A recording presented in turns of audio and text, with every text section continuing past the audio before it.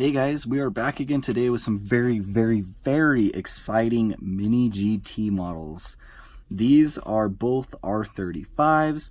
Both of them are pretty old models and both of them are hard to find and pretty pricey.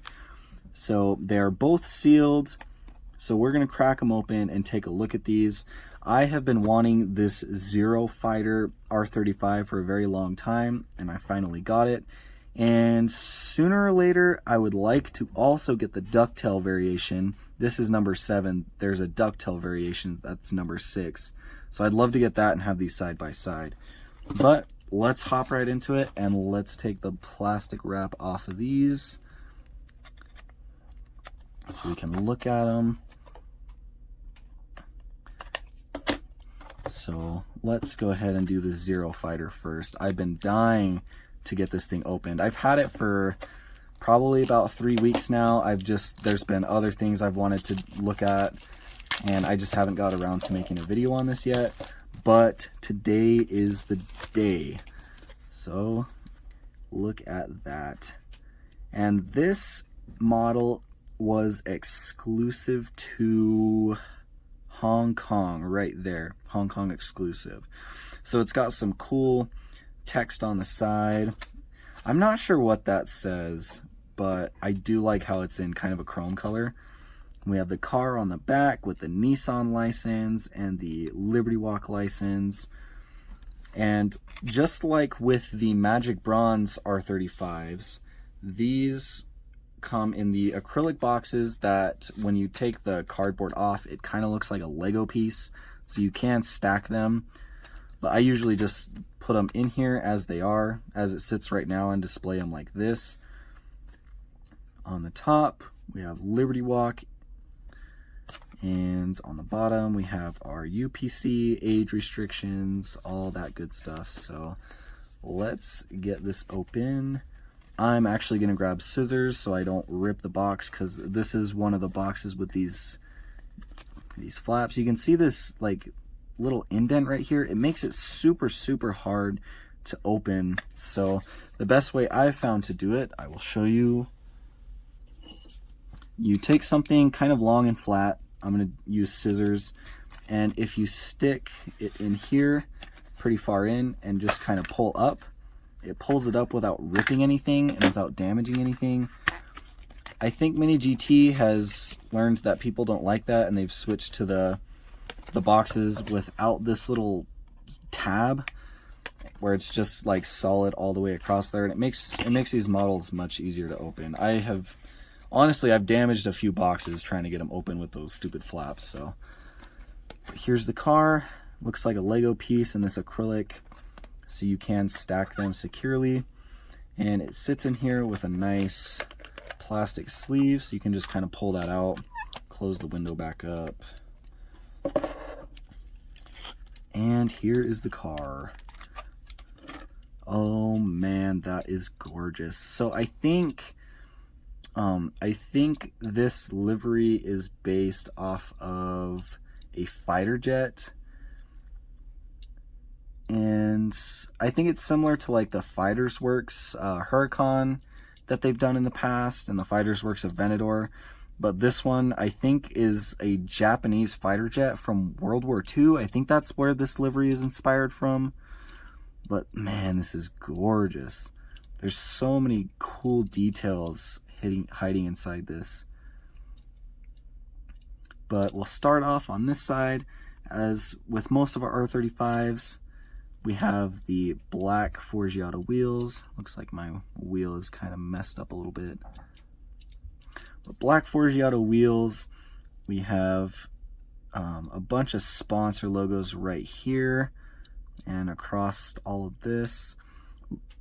Liberty Walk right there with that nice circle with the white outline. And then going to the front, the front lip is red.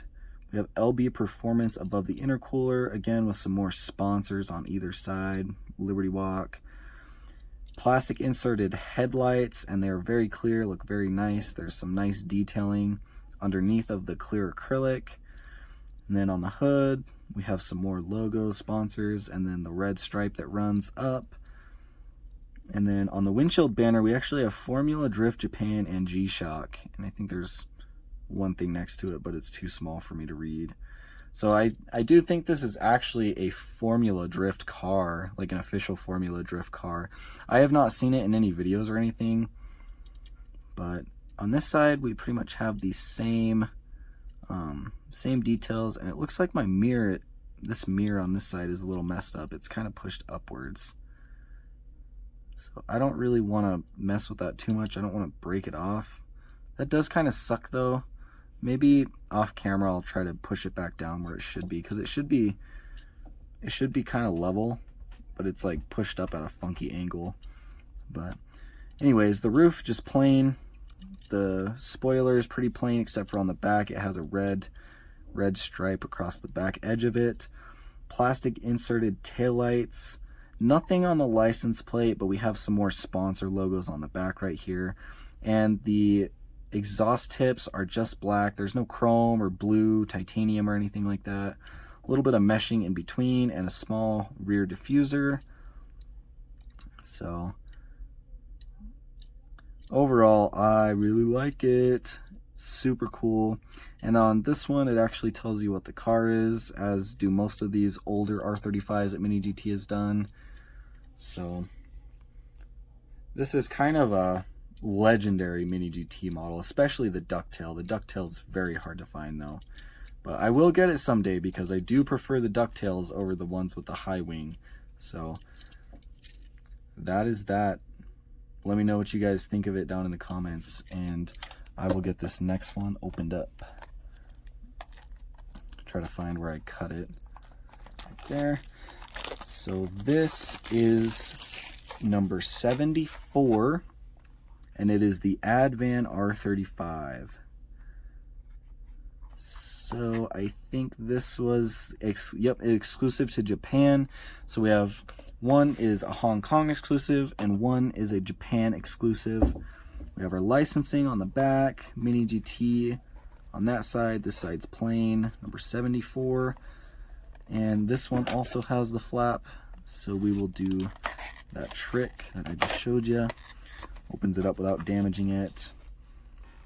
And let's pull this bad boy out. Oh boy. I love anything Advan. I really, really do. Especially this R35. Oh man, that looks so clean. Very, very nice. Very nice.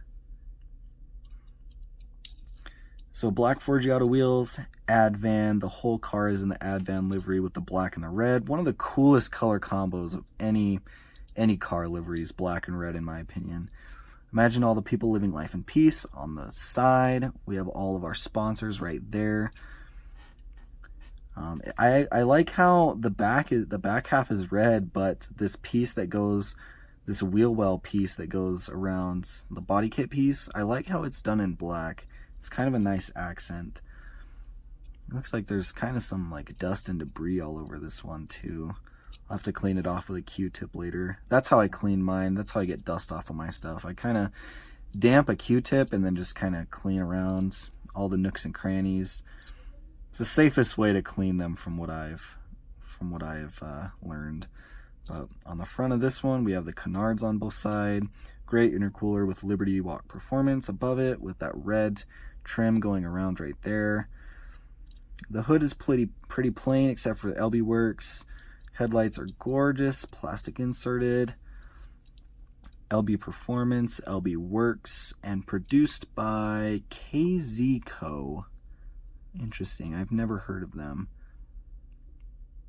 I wonder who that is. Rubber mirrors. Roof is plain. This side is pretty much identical, all the same decos and liveries, except this side does have the fuel filler right there. On our back window, we have all of our normal sponsors. The wing is just black on top, but it does have the Liberty Walk Rising Sun in red on the sides. Looks very clean, matches the deco really good. LB Performance on the bottom side of the wing. And then on the back, we have our plastic inserted taillights, some more Liberty Walk logos, Liberty Walk license plate, and we have the blue tipped exhaust, and of course our rear diffuser. And then the bottom, once again, since this is an older R35, it also has the name of the car. So that's about all there is to show for this one. The livery really just speaks for itself. It looks so good. So I've been dying to open these. These are some of the two of the coolest R35s that Mini GT has ever made, in my opinion. And there's some other really good ones too, like the Panda Molotov Fighter. I actually do have that one. I should do a review on it, but I want to get the ducktail and review them together. I kind of wanted to do that with this one too. I wanted to get the ducktail and then review the two Zero Fighters together, but they're kind of expensive. We'll have to wait a little bit before I can justify buying it. But these are gorgeous, and they will hold me over for now. So let me know what's your favorite. Do you like the Zero Fighter or do you like the Advan more? I can't pick a favorite. They're both good, but if I had to, I'd probably lean a little bit more towards the Zero Fighter. I love the livery on that. So hope you guys enjoyed, and we'll see you in the next video.